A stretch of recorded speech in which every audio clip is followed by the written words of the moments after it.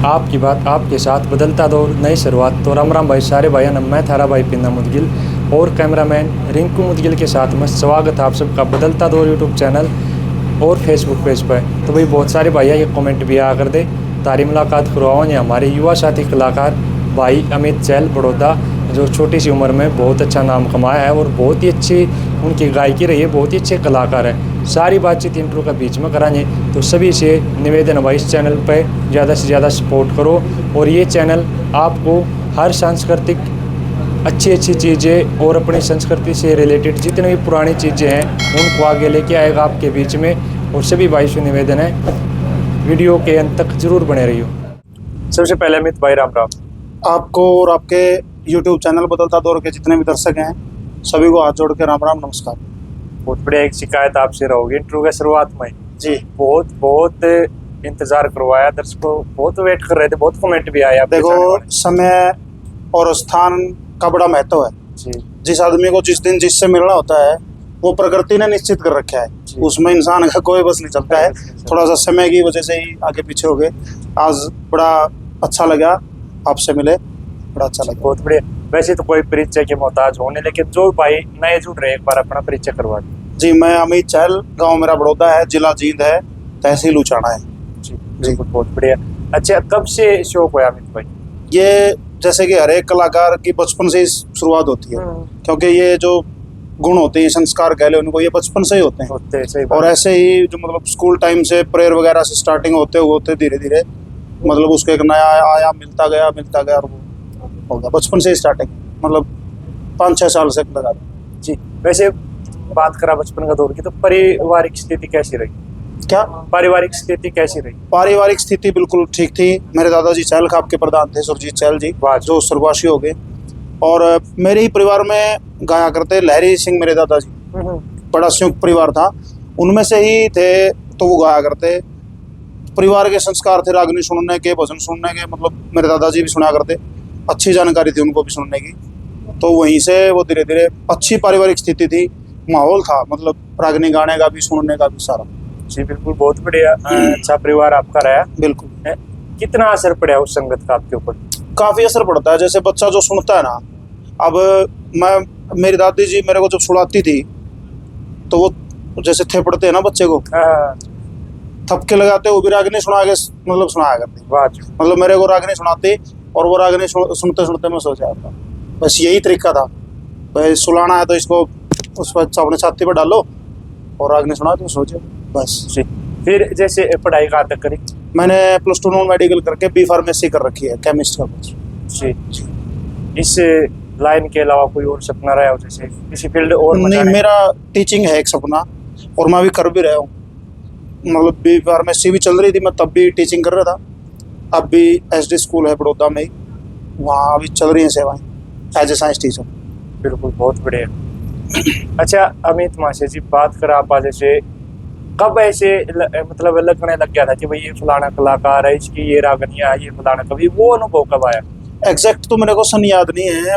हमारे गौशाला में, बड़ौदा गौशाला में बहुत अच्छे रागनी प्रोग्राम होया करते जी। और मासी आजाद सिंह खांडाखेड़ी जी, जितेंद्र पड़ाना जी, सुमित सात्रोड़ जी, नरेंद्र डांगी जी, ये लगभग समकालीन से हैं, मतलब दौर उनका एक जैसा ही है। एक जैसा ही। तो वो अपने चरम मतलब उस पे थे। आजाद जी की तो मार्केट थी उस समय, डांगी जी भी अपने उस पे थे, पीक पे थे, जितेंद्र जी भी थे, सुमित सात्रोड़ जी भी थे। उन्होंने अपना नया सेटअप लिया था। तो बड़ौदा गौशाला में प्रोग्राम था रात का, और मैं उस स्टेज पे सुनने के लिए बैठा था एज ए श्रोता। और वहाँ से मेरे को ये फील हुआ, भाई देखो अब उस पुराने समय में पब्लिक भी अच्छी आया करती थी, तो देख के ये लगा भाई देखो ये एक आदमी जो ऊपर खड़ा होकर बोल रहा है, इसको इतने आदमी सुन रहे हैं, तो क्वालिटी तो कुछ ना कुछ है इसको है। तो वहाँ से मन में ये हुआ भाई ये बनना है, जो ये माइक के सामने खड़ा है ना, ये बनना है एक दिन, भाई तेरे को भी लोग मतलब इतने लोग सुने सामने बैठ के।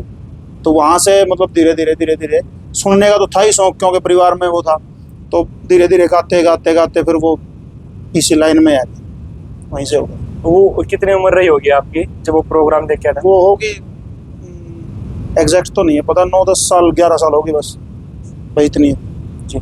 उसके बाद फिर कैसे पार्टी इकट्ठी करी, कितना रियाज किया, उस दौर के बारे में कुछ? हमारे है ना, हमारे बड़ौदा गांव में एक जैन स्थानक है, जो जैन मुनि होते हैं ना, श्वेत वस्त्र जो पहनते हैं, जी। वहाँ महाराज जी आया करते, मेजर मुनि जी और लाभ मुनि जी। उनका चौमासा होता है, 4 महीने वो वहीं रहते हैं। तो वहाँ भजन सत्संग होया करते, मतलब हर रोज गांव की पार्टी वो कराया करती। अब सुनने का जिसको शौक है वो तो जाओगा, उसमें शक ही नहीं है कोई। तो वो जान लगे धीरे धीरे, 5-10 दिन गए, 15 दिन गए, तो उनके पास बैठ कर अगर मैं टेक बोलता, रागनी तो सुन रखी थी, तो वो जब टेक बोलता तो उन्होंने कैप्चर कर लिया, भाई हाँ इसमें है वो कीटाणु कुछ ना कुछ पार्टी वाले, तो उन्होंने ऐड कर लिया पार्टी में, भाई तू गाया अगर बता देंगे। अब उन्होंने 5-7 दिन एक मतलब रागनी तैयार करवाई, साज पे था मटके वाला, तो वो गांव की पार्टी थी, उन्होंने बजाया, मैंने गा दी वो रागनी, क्योंकि वह एक तो मेरा पक्की थी तैयार, तो मैंने गा दी।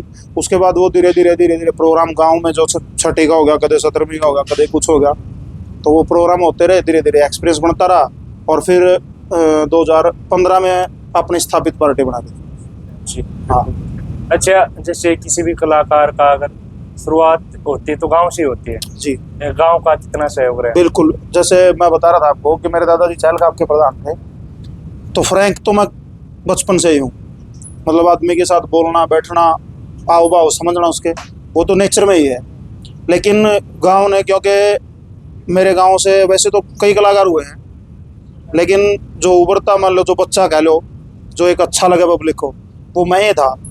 और संस्कृति प्रेमी गांव है मेरा गांव, बहुत बड़े संस्कृति प्रेमी गांव जी। और शायद किसी कलाकार को अपने गांव से इतना प्रेम मिला होगा जितना मेरे को मिला है। कभी भी मतलब फील ही नहीं हुआ है, मैं मतलब बखान ही नहीं कर सकता, उनका शब्द ही नहीं है मेरे पास धन्यवाद करने के लिए मेरे गांव के प्रति। अगर मैं एक एक कतरा भी अपने गांव के लिए दे दूँ ना, वो भी कम बचेगा। इतना मतलब सिर पर मेरा कर्जा चढ़ा रखा है, मतलब इतना प्यार प्रेम आशीर्वाद दे रखा है उन्होंने। बिल्कुल, बहुत बिल्कुल। मासी जी 2015 में 15-16 के पास। अच्छा, उससे पहले कितना रियाज वगैरह क्या कुछ किया? बस लोकल जो पार्टियां थी, 1-2 पार्टियों में गए भी हैं, भागीरथ हैं भाई अलीपुरा से, मासे वेद प्रकाश जी के शिष्य हैं, उनके साथ लग के 2-3 पार्टियों में काम भी करा, कभी मटका बजा लिया, कभी कांकर बजा ली। बस वहीं से माँ से ईश्वर जी के पास रहा मैं 2-3 साल, मेरी पार्टी बनाने से पहले 3-4 साल उन्हीं के पास रहे, ईश्वर छात्र जी। जी। जी। अच्छा, जैसे बताया आपने भी मटका बजाया, कांकर बजाई, वो चीज कितने काम आई? देखो, एक कलाकार के लिए ना, जो साज है उसकी नॉलेज होना और थोड़ा बहुत उसको बजाना आना, वो उसको पॉजिटिव एनर्जी देता है। जैसे हमें हारमोनियम की समझ है तो सवर की समझ होगी, उसकी रीच कितनी है उसकी समझ होगी। मटके पे ताल है, भाई कोई छोटे बोलों की रागनी है, जो खुद को बजाने आती है तो वो मतलब कम अनुभव वाले साजंदों से चला लिया काम, क्योंकि वो उसके खुद के दिमाग में सेट है जी। भाई मेरे को यहाँ रुकना है, मेरे को यहाँ से चलना है। तो एक कलाकार के लिए अगर उसको साज बजाना आता है, कोई भी साज, तो वो उसको पॉजिटिव दो देता है, प्लस पॉइंट है। बिल्कुल प्लस पॉइंट देता है। जी, बिल्कुल बोलते। अच्छा, 2015 में पार्टी बनी, फिर जैसे इस मार्केट की नॉलेज होती गई होगी, फिर कहाँ से प्रोग्राम आए? मतलब मैंने पहला प्रोग्राम किया था, मैं मासेश्वर छात्र जी के साथ जाया करता, गरीबनाथ डेरा है पेवा गाँव, पेवा शहर में। जी जी जी। वहाँ बहुत अच्छा प्रोग्राम होता था और मैं गया था मासी जी के साथ 3-4 साल। तो जब पार्टी बना ली तो मैंने संपर्क कराया, वहाँ राजेश चहल हैं भाई कोटड़ा से, उनसे संपर्क किया, भाई ऐसे ऐसे पार्टी बना ली, भाई बड़ी अच्छी बात पार्टी बना ली, तो हाँ भाई करो कि मैंने प्रोग्राम के लिए। वो बड़े जिम्मेदार थे तो उन्होंने एडजस्टमेंट करवा दी। धीरे फिर जो साजंदे जो मेरे साथ टीम है मेरी, वो लगभग सारे मेरे साथ के ही हैं, जो स्टार्टिंग की थी वहीं से। भागीरथ है भाई, प्रदीप बिठमड़ा है, अच्छा मटका वादक है जी। मास्टर मनीराम है हारमोनियम पे, सुरेश जी हैं बेंजू पे, अजमेर पावड़ा है, एक काला है पाली से जो कांकर बजाता है, बिरजू भाई है बिरजू सोनी बास से। ये मतलब मेरे वो साजंदे हैं जब मैंने पार्टी बनाई थी वहीं से। तो उन्होंने भाई धीरे धीरे कभी आपसे बात होगी, कभी किसी से बात करके वो प्रोग्राम चलते रहे और बढ़िया मतलब रिस्पॉन्स आया पब्लिक। वो पहला प्रोग्राम था वो? पहला पे हुआ था जी। क्या कुछ इनाम मिला, क्या मान सम्मान? खूब, क्योंकि वो नाथ संप्रदाय का बहुत बड़ा डेरा है।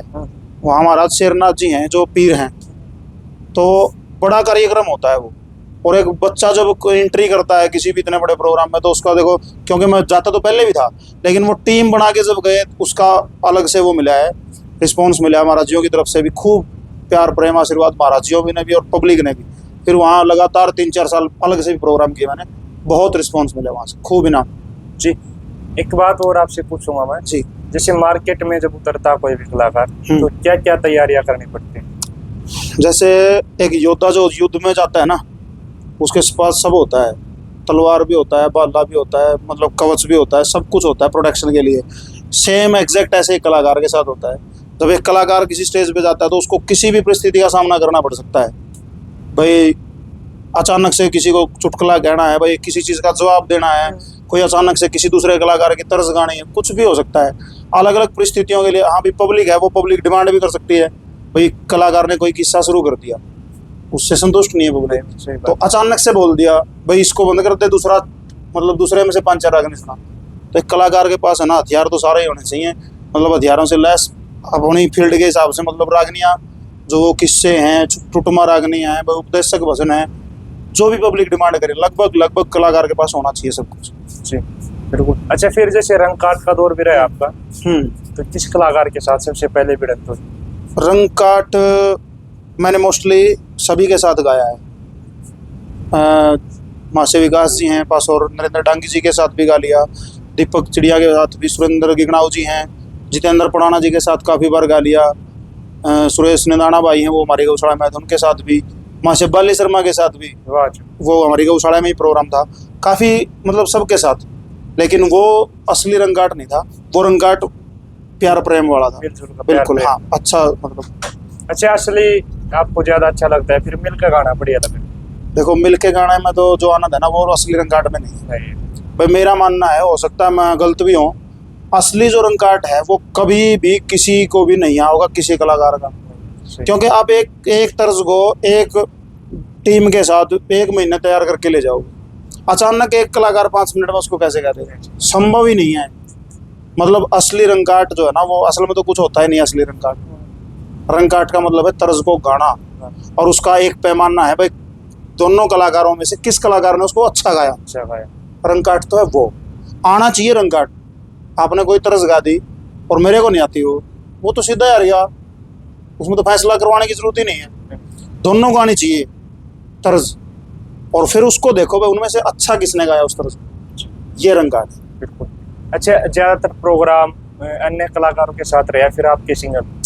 मैंने स्टार्टिंग में मोस्टली अकेले भी किए हैं, 2-3 कलाकारों के भी थे, ज़्यादातर अकेले ने किए, खूब किए अकेले। क्या पब्लिक की क्या डिमांड रही है आपसे, जैसे किस्सों की या फुटकर रागनी? हाँ, किस्से की। जो सिंगल प्रोग्राम होते हैं ना, मोस्टली उनमें किस्सा ही गाना पड़ता है, और सुन लेते थे वो एक हिस्सा सुनाओ, वो तैयारी करके भी जाता आदमी भाई, जिस तरह का प्रोग्राम है, जैसे गौशाला में, कोई धर्मशाला में, कोई और छठी का प्रोग्राम है, तो वो आदमी उसी हिसाब से ही किस्से की एडजस्टमेंट करके जाता है जी, भाई आज मेरे को ये प्रस्तुत करना जी। हाँ, जो अकेले प्रोग्राम होते हैं उसमें किस्सा ही गाने में आनंद है। बहुत बढ़िया। जैसे कोई भी कलाकार नया आता है मार्केट में जी, तो इतना अनुभव नहीं होता उसको, तो किस कलाकार को आप ऐसा मानते हो कि उन्होंने मेरी मदद करी है, कुछ गाइड किया?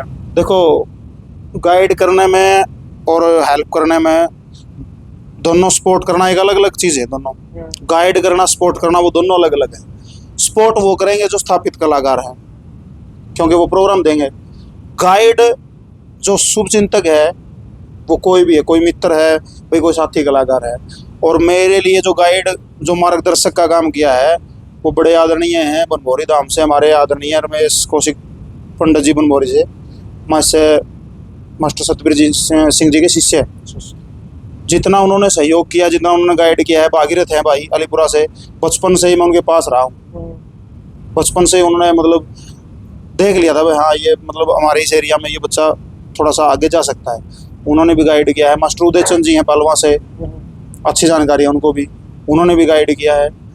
काफ़ी हैं, मतलब मेरी इस यहाँ तक की जर्नी में ऐसे बहुत से हैं जिन्होंने खूब आशीर्वाद हर एक जगह, मतलब स्टेप टू स्टेप मेरे को गाइड किया, भाई ऐसे ये नहीं करना है, ये नहीं करना है, ये करना है, ये करनी, मतलब काफ़ी है। जैसे रमेश जी हैं, अतुलनीय योगदान दिया जी। बिल्कुल। अच्छा, आपका जो एरिया रहा है उसमें शायद रागनियाँ कम प्रचलित रही है? हाँ, एरिया जैसे सोनीपत बेल्ट है, भिवानी है, रोहतक है, झज्जर है, दिल्ली का जो आसपास का एरिया है, वहाँ रागनियों का चलन ज़्यादा है, प्रोग्राम ज़्यादा होते हैं। और जो सुनने की बात है, सुनने के मामले में हमारा एरिया बहुत अच्छा है। जैसे भिवानी का एरिया है, कुछ पूरा ही एरिया है वैसे भिवानी का, तो हमारे एरिया में कुछ ऐसे गांव बहुत बड़े बड़े, मेरा ही गांव है, दनौदा है, बिठमड़ा है, आसपास के खेतड़ है, बाड़गांव है, खूब ऐसे ऐसे बड़े बड़े गांव हैं जो प्रोग्राम कम है, प्रोग्राम तो कम है, श्रोता बहुत बढ़िया है, अच्छे हैं। जो उस चीज का खामियाजा भी भुगतना देखो, एक कलाकार को उसका तो भुगतना तो पड़ता है।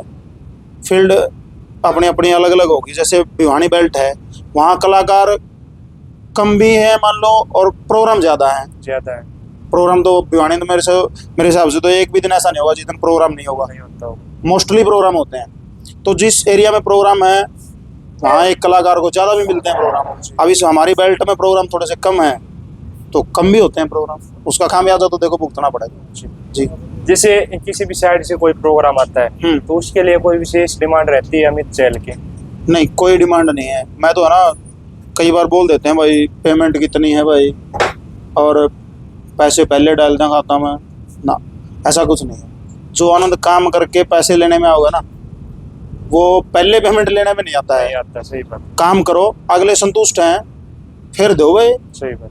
उसमें ऐसी कोई डिमांड नहीं। मैंने आज तक किसी भी कमेटी से, किसी भी पर्सनल बंदे से आज तक कहा नहीं भाई मैं इतनी पेमेंट लूँगा। सही, बिल्कुल। कभी ऐसा वाक्य होया हो कि भी पेमेंट मिली है ना हो किसी प्रोग्राम से? नहीं, ऐसा तो मोस्टली तो नहीं हुआ है। हाँ, ऐसा हो सकता है भाई किसी मित्र प्यारे का प्रोग्राम था, वो कर दिया तो कर दिया भाई, वो तो बात पहले ही होगी। नहीं है, ऐसा नहीं हुआ है भाई पेमेंट की बात होगी फिर पेमेंट नहीं मिली हो, बिल्कुल नहीं। जी, एक माशे जी का और पार्टी के साथ कैसा व्यवहार होना चाहिए? माशे जी का पार्टी का परिवार जैसा संबंध है जी, सही मायने में। जो उस्ताद लोग हैं, जो मेहनत करते हैं, कलाकार से डबल ट्रिपल मेहनत करते हैं, अपना काम समझ के उसको सजा के संवार के प्रस्तुत करना लोगों के सामने, वो उस्ताद करते हैं जी। अगर एक माशे जी जो मैन लीडर कलाकार है, अगर वो अपने साजंदे से भेदभाव कर रहा है, उसको अपना सदस्य ही नहीं मान रहा, अपना भाई नहीं मान रहा, परिवार का सदस्य नहीं मान रहा है, तो वो पार्टी लंबी नहीं चलेगी। एक परिवार की तरह रहना पड़ता है, क्योंकि उसमें 36 बिरादरी के समाज के लोग होते हैं। उसमें तो कास्ट का तो कोई रोड़ा ही नहीं है। इकट्ठा बैठ के खाना है, इकट्ठा रहना है, इकट्ठा कार्यक्रम करना है, आना जाना है, सब कुछ। तो एक माशे जी को पार्टी के साथ हमेशा फ्रेंडली रहना चाहिए, परिवार की तरह। बिल्कुल। अच्छा, जो बीच में जिक्र आया जाति वाला, कभी फेस किया आपने जातिवाद? नहीं किया। वैसे देखो, रागनियों की लाइन है, किसी भी कोई भी फील्ड है, उसमें मैंने सुना है भाई ऐसा जातिवाद कहीं होता है। भाई मैं कैमरे के सामने बोल रहा हूँ, मैंने तो फेस करा नहीं आज तक। मेरे कई बार बोल देता कोई भाई जाटा का प्रोग्राम में पंडित जी को नहीं आंदा है, पंडित जी यहाँ प्रोग्राम में किसी जाट ने को नहीं बुलाते, अदर कास्ट ने को नहीं बुलाते। मैं ये कहता हूँ भाई कैमरे के सामने, मेरे 95% जो मित्र हैं इस रागनी की लाइन में, वो पंडित जी हैं। जी, मैं एक जाट हूँ, लेकिन मेरे को ना तो आज तक कभी पंडित जी ने ये महसूस होने दिया भाई तू जाट है, और ना कदम मन ने महसूस होने दिया भाई तू पंडित जी है। मतलब एक भाई की तरह है, एक मित्र बन के ऐसे काम किया। कोई जातिवाद आज तक मैंने फेस नहीं। जी, बहुत बढ़िया। आप देखो, बहुत ही अच्छे गाने वाले रहे हो और बहुत ही अच्छी गायकी आपकी रही है। जैसे आप के जो एज के आपके हम उम्र, वो कौन से कलाकार रहे? मेरी उम्र के वैसे तो दीपक है भाई, वो मेरे से एक्सपीरियंस में पहले है। अच्छा, दीपक चिड़िया हो गया, दीपक जुलाना है जो सांगी भी है, बहुत अच्छा कलाकार है। और अनिल ने भी भाई, अनिल बाडा ने भी पार्टी बनाई है। तो एज में तो मेरे से बड़े हैं वो, लेकिन पार्टी थोड़ा सा भी सेटअप किया है। तो हैं 4-5 कलाकार जो इसमें हैं मेरी उसके एज के। बिल्कुल। और कोई आपका पसंदीदा कलाकार रहा हो जिसको आप स्पेशल सुनना पसंद करते हो? मैं अभी वो स्वर्गवासी हो गया हमारे आदरणीय मास्टर जी सतबीर जी, मैंने सबसे ज़्यादा रागनी उनकी सुनी है और पसंद भी है मेरे को उनकी गायकी भी, और उनके पास जो टीम थी उनकी बजाई की। मैं सबसे ज़्यादा रागनी सुनता हूँ उन्हीं की। कोई एक ऐसी आदत जो उनसे आपने सीखी हो? उनसे किस्सा गाना, किस्से की जो तर्जें होती हैं, जो मास्टर जी गाया करते समय के हिसाब से।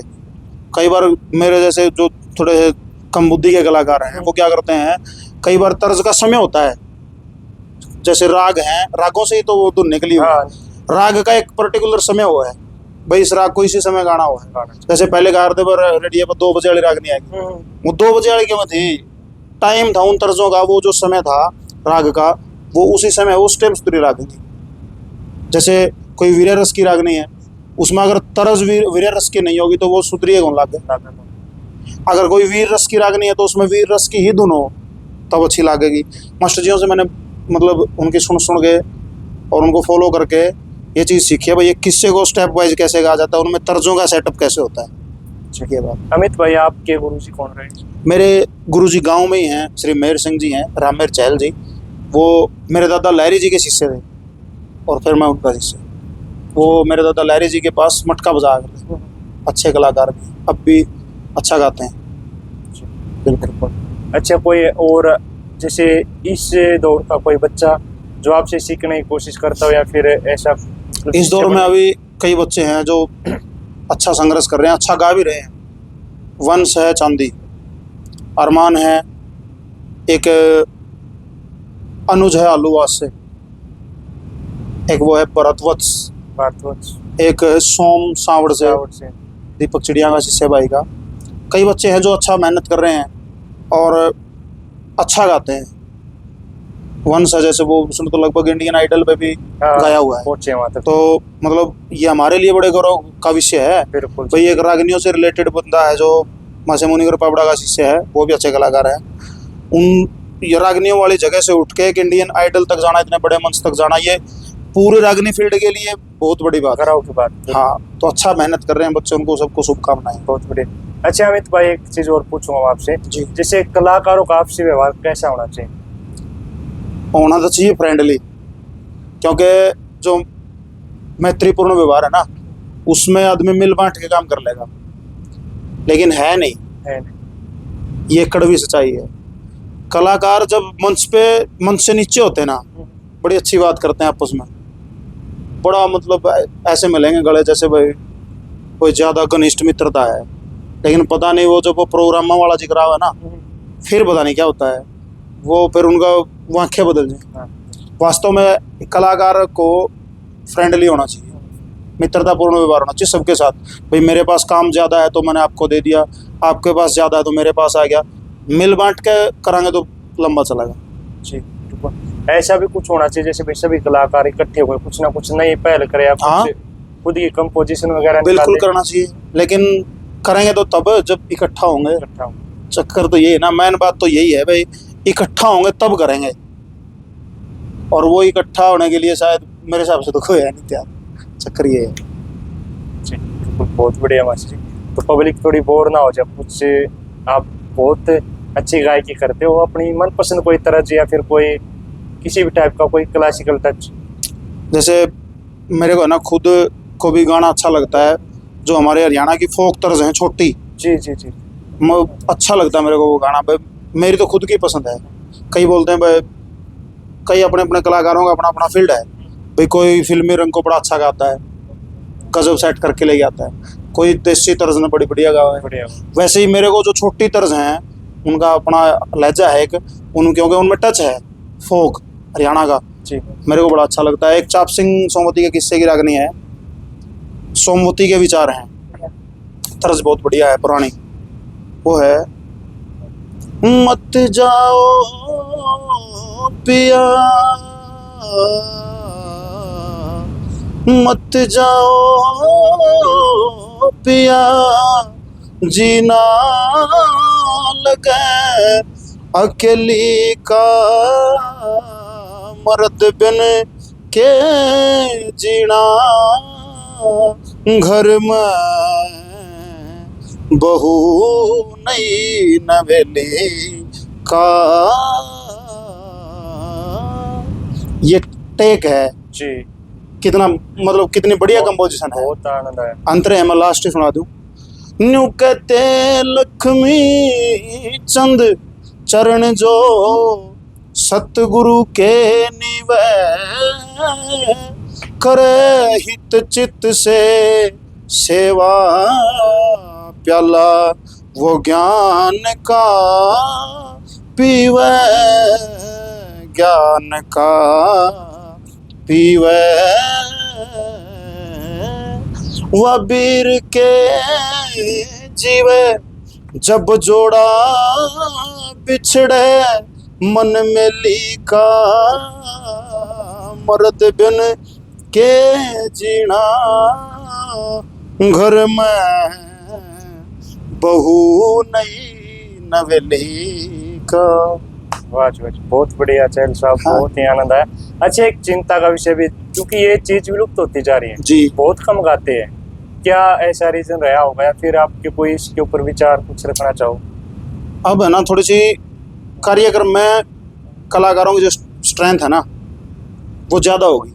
अब एक कलाकार एक प्रोग्राम में मान लो मोस्टली 4 कलाकार तो कम से कम होते हैं। अब 4 कलाकार अगर हैं एक प्रोग्राम में तो वो चारों अपना बेस्ट गाने की कोशिश करते हैं। अगर बेस्ट गाएंगे तो बेस्ट गाने के दौरान जो ये छोटी तर्जें हैं, क्योंकि इनमें समय कम लगता है, कठिन भी हैं, तो अगर किसी बंदे के पास टीम नहीं है या कुछ एक दो उस्ताद नया है तो ये गाई नहीं जाएंगी, क्योंकि ये सेट का काम है और फिर टाइम कम लगता है। तो कलाकार ये भी सोचता है भाई अगर तेरा 2 रागनियों का राउंड है, 3 रागनियों का राउंड है, तो चुकलिया जो लंबी तर्ज हैं वो गा, ताकि थोड़ा सा टाइम लगे, थोड़ा सा प्रोग्राम बने। इसकी वजह यही है भाई, ये जो छोटी तर्जें हैं ये तब गाई जाती हैं जब आदमी पूरा किस्सा गा होगा।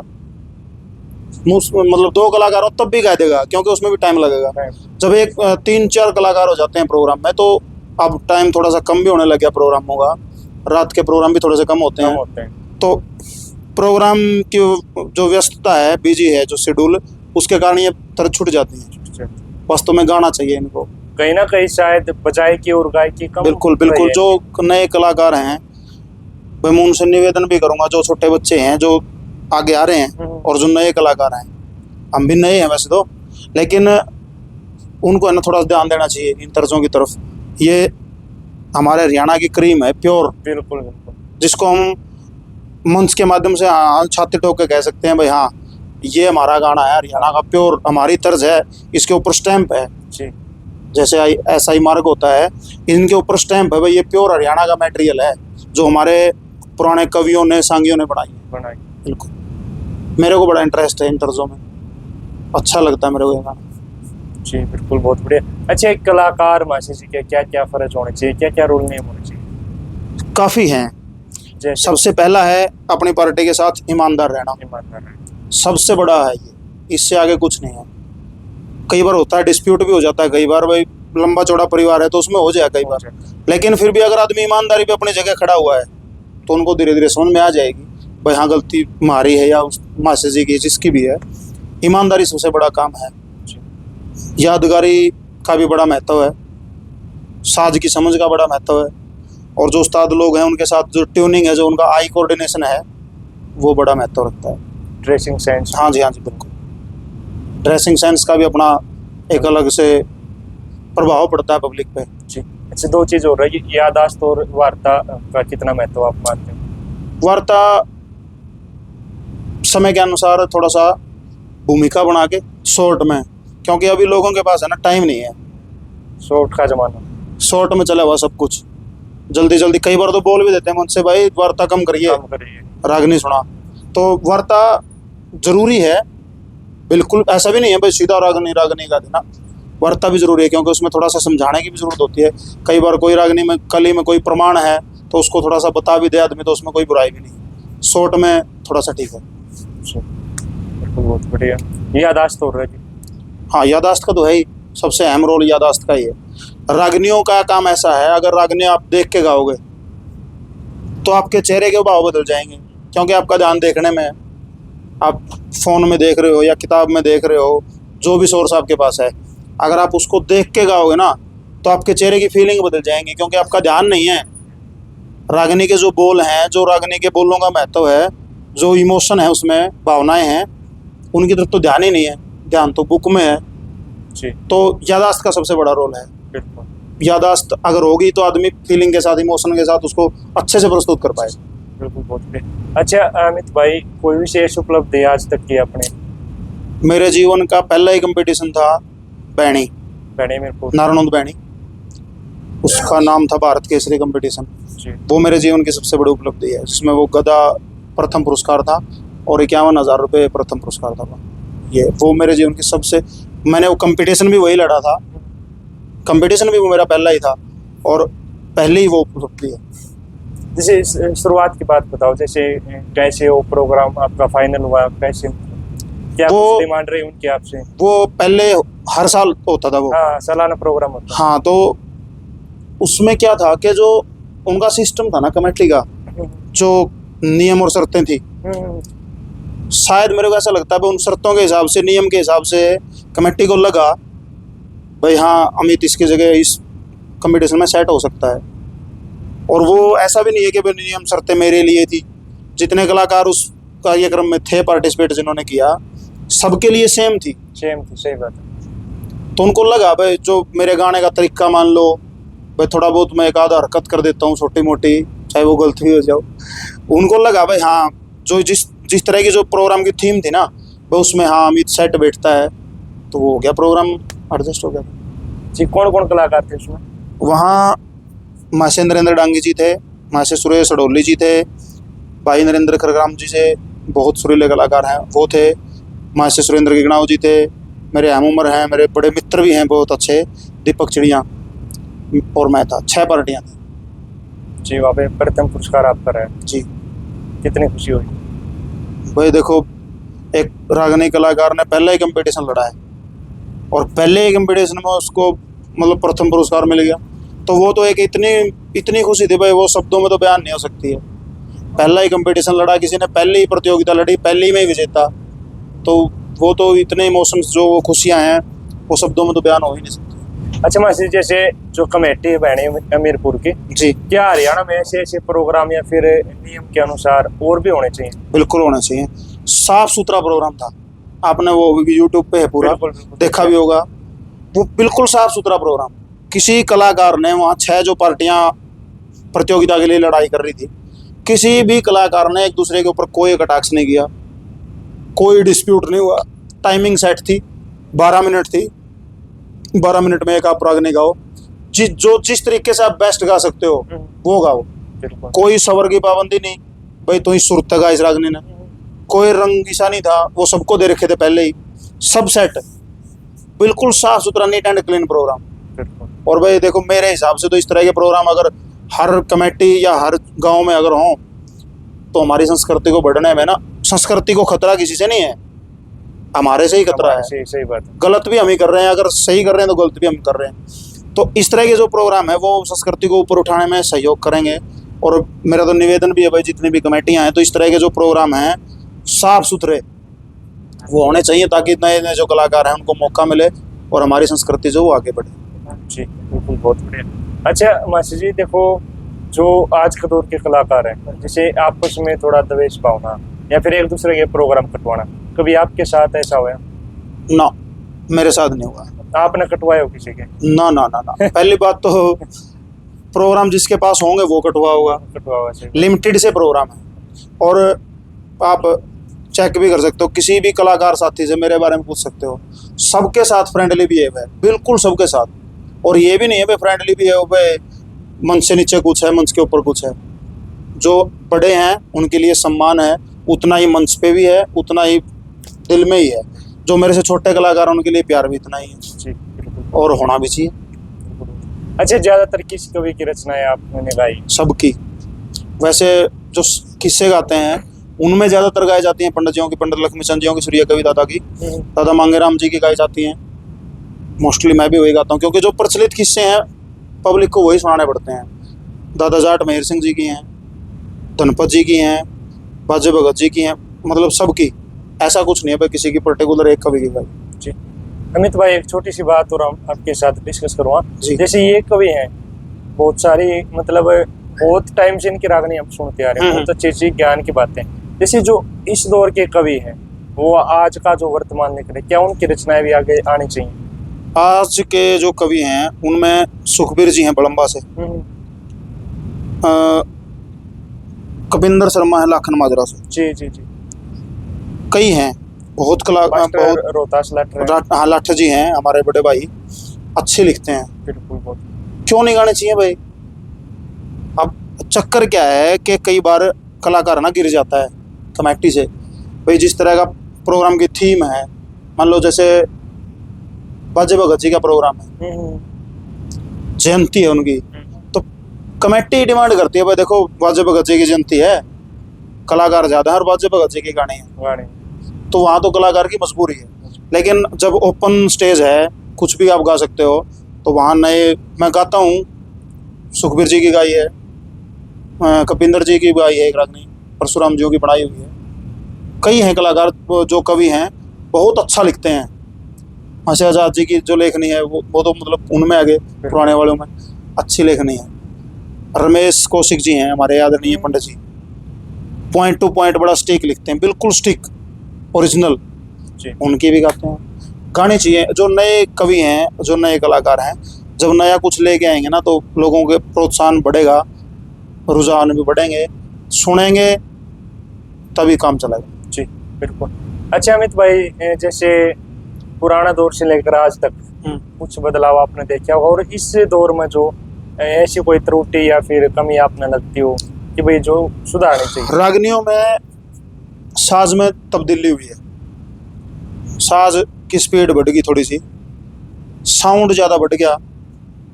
एक आध बार तो रागनी की स्टेज पे इतना साउंड लगता है भाई, वो ओवर होता है, और नॉइस में बदल जाता है, फिर शोर में। जो मतलब रागनियों का जो गाना है वो है मीठा का शब्द प्रधान है, शब्द समझ में आना चाहिए, ठहराव के साथ, ठहराव के रोक के, जैसे सांग में एक एक शब्द हमें समझ में आता है, ऐसे ही रागनियों में भी जो अब थोड़ा सा समय के साथ साथ जो उस्ताद लोग हैं वो नई नई जो इनोवेशन करते हैं, खोज करते हैं, थापा की चाल भी बदल गई, मटकियाँ की थोड़ी स्पीड बढ़ गई, तो कलाकारों की भी स्पीड बढ़ गई गाने की। अब कलाकार भी खुद भी इतना कंट्रोल नहीं कर रहे भाई, रिदम को रोक के गा लें, मजबूरी भी हो जाती है कई बार, कुछ तर्जें भी इतनी होती हैं मतलब स्पीड में गानी पड़ती हैं। लेकिन थोड़ा सा हुआ है बदलाव पहले से, और आज में साउंड में बदलाव हुआ है, साउंड ज़्यादा हो गया, जो रागनियों को इतना नहीं चाहिए जी, क्लियरिटी चाहिए रागनियों को। और दूसरा साज में जो स्पीड बढ़ गई वो भी थोड़ा सा कारण है। जी बिल्कुल, बहुत बढ़िया विचार आपके लगे। अच्छा आज का दौर अगर आप देखा, जैसे सोशल मीडिया पे आप भी देखते होंगे कि फोन सबके पास है, कुछ शब्द कहना चाहोगे जो अश्लीलता वगैरह या फिर जो ऐसे चीज़ें आती हैं? देखो, एक कलाकार होने के नाते मेरे जितने भी कलाकार साथी हैं, जितने दर्शक साथी हैं, मैं तो एक निवेदन करूंगा भाई, एक कलाकार को गाना वो चाहिए जो पूरा परिवार बैठ के सुन ले। और जो प्रोग्राम करवाने वाले आयोजक हैं उनमें भी हर एज के आदमी होते हैं जी, छोटा भी होता है, बड़ा भी होता है, बुजुर्ग भी होता है, महिलाएं भी होती हैं। अगर कोई ऐसा कार्यक्रम है जिसमें महिलाओं को उठ के जाना पड़ गया, इतनी अश्लीलता है, कोई फायदा नहीं, कोई फायदा। वो प्रोग्राम करो ना करो, जीरो है जी, सही बात। एक कलाकार अपने मुंह से बोल रहा है, कलाकार जो है ना वो कलाकार कुछ भी सुना सकता है, अच्छा सुनाना चाहे तो अच्छा सुना सकता है, बुरा चाहे तो बुरा भी सुना सकता है। डांस है जो लेडीज करती हैं, अच्छा भी करती हैं, गाती भी हैं, और भद्दा भी करती हैं, अश्लील भी करती हैं। वो तो कलाकार पे डिपेंड है भाई, वो पब्लिक को क्या दिखाना चाह रहा है, क्या प्रस्तुत करना चाह रहा है। तो मैं तो भाई सभी कलाकार साथियों से भी, और जितने भी आयोजक कमेटी के जितने भी सदस्य हैं, जितनी भी कमेटियां हैं, सबसे एक ही प्रार्थना करूंगा भाई, हमारी हरियाणवी संस्कृति को आगे बढ़ाने के लिए इस संस्कृति में से ना अश्लीलता को बिल्कुल ख़त्म करना पड़ेगा। बिल्कुल साफ सुथरे प्रोग्राम करवाओ जिसको पूरा परिवार बैठकर संयुक्त रूप से सुन सके, तब जाके हमारी संस्कृति को कुछ बढ़ावा मिलेगा। जी बिल्कुल, बहुत बढ़िया विचार आपने रखे। अमित भाई, एक चीज़ और है जी, जैसे आजकल के जो युवा है भाई, गलत संगत का असर लगा लो, या फिर वही नशा के बहुत ज़्यादा आदी हो रहे हैं। आप देखते हो छोटे छोटे बच्चे भी नशा करने लगे, तो इस नशे से बचाव के लिए क्या कहना चाहोगे युवा पीढ़ी को? देखो, जो युवा है ना वो, उसके ऊपर पूरे देश का भार है। बिल्कुल, पूरे देश को, पूरे समाज को एक उम्मीद है कि भाई हमारा युवा जो है वो आगे जाके कुछ बढ़िया करेगा। और अगर वही युवा नशे की लत में आके या फिर किसी और गंदपन में पड़ के खराब हो गया, तो नो मानो उस देश की, जिस देश के विलुप्त करना है, जिस देश को जिसका नाश करना है, उसकी संस्कृति न खत्म कर दो, बस अपना अपना। अगर कोई पेड़ गिराना तो चढ़ते काट दे, ऊपर आपे पड़ जाएगा वो। तो सेम हमारे साथ है, अगर हमारा युवा गलत दिशा में है, नशे की तरफ बढ़ रहा है, तो सारी चीज़ों को छोड़ के अपने करियर पे, अपने भविष्य पे ध्यान दो। अब जो आदमी अपना खुद का भविष्य निर्धारित कर लेगा, एक लक्ष्य निर्धारित कर लेगा, भाई मेरे को अच्छा करना है, तो समाज के लिए तो ऑटोमेटिक अच्छा हो गया। तो मैं चाहूँगा भाई जितने भी हमारे युवा साथी हैं वो नशे से, गंद से, अश्लीलता से बच के अपने भविष्य की तरफ और हमारे पूरे देश, पूरे भारतवर्ष की उज्जवल भविष्य के लिए मिल के काम करो, तो हमारा ये भारत देश दोबारा से सोने की चिड़िया बनेगा, जिसको देख के, जिस संस्कृति को जानने के लिए विदेशों से लोग आते हैं और उसी संस्कृति को हम खराब कर रहे हैं, तो उसके लिए जिम्मेदार भी हम हैं। तो इन सारी चीज़ों को छोड़ के, अश्लीलता को, गंदपने को, नशे को छोड़ के एक सभ्य समाज का निर्माण करना चाहिए। बिल्कुल।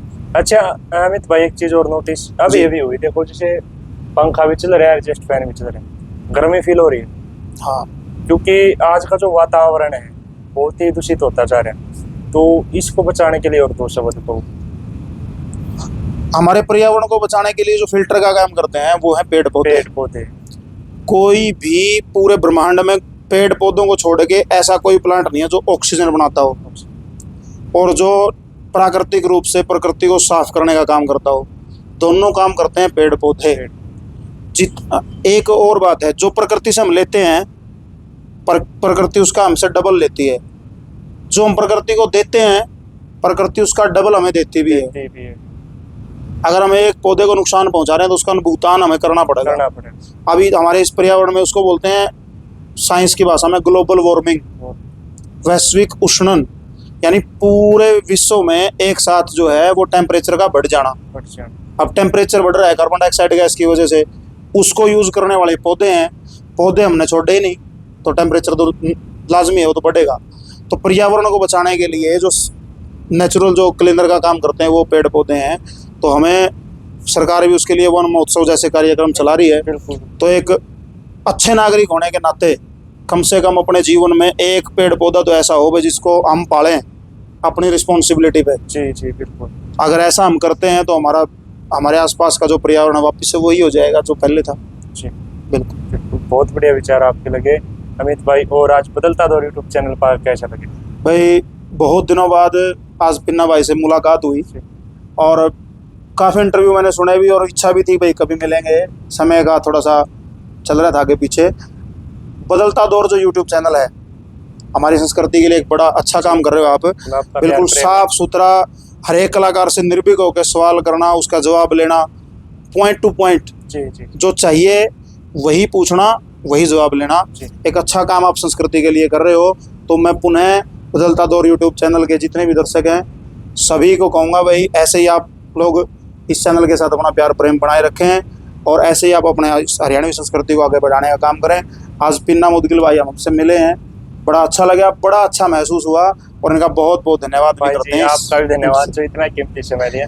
तो इस सभी का धन्यवाद जो भी वीडियो के अंत तक बने रहे। और भाई अमित के विचार कैसे लगे? बहुत ही अच्छे कलाकार उभरते हुए सितारे हैं, तो इनकी तारीफ में 2 शब्द जरूर लिखें और इनका हौसला बढ़ाए भाई। ऐसे ऐसे कलाकारों का अगर हौसला बढ़ेगा, क्योंकि कलाकार को एक प्यार प्रेम की जरूरत होती है। बिल्कुल बिल्कुल। तो भाई अपना आशीर्वाद बनाए रखे और इस चैनल के ऊपर भी, और जिस कलाकार का और इंटरव्यू हम देखना चाहो कमेंट कर दियो। बदलता दौर यूट्यूब चैनल हर दिन एक नए चेहरे से आपको मुलाकात करवाता है।